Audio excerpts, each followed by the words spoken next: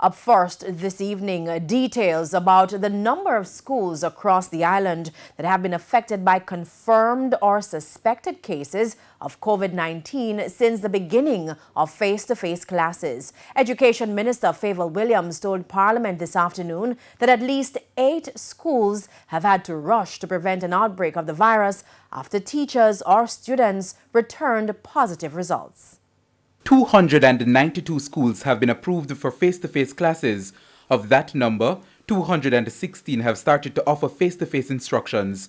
Education Minister Favour Williams says some of those schools have been affected by COVID-19. 8 schools of the 216 that are approved for face-to-face across 4 regions, Region 1, 2, 5, and 7, have been affected by actual or suspected cases of the COVID-19 virus.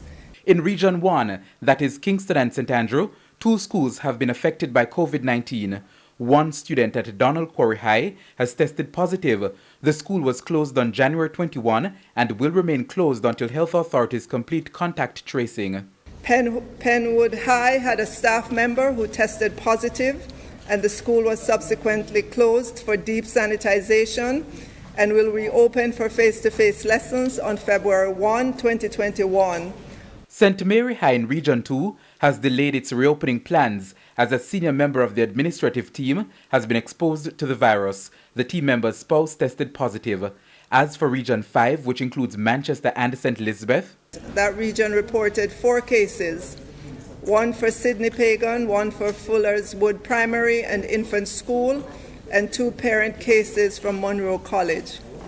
A student from Sydney Pagan tested positive on January 13, 2021, after which the school was closed and is scheduled to reopen on February 1, 2021. Fuller's Wood Primary School has since reopened. A teacher at the school tested positive. At Monroe College, 2 parents of students tested positive. Face-to-face classes have since been suspended for students who travel to school.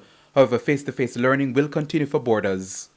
As a matter of caution, Madam Speaker, the Ministry of Health and Wellness has notified Monroe and Hampton that the students/boarders that have left for the weekend must be quarantined upon returning for 14 days before they are allowed to re-engage in face-to-face activities. The minister says Kemps Hill High and Vere Technical High in Clarendon have also been affected by COVID.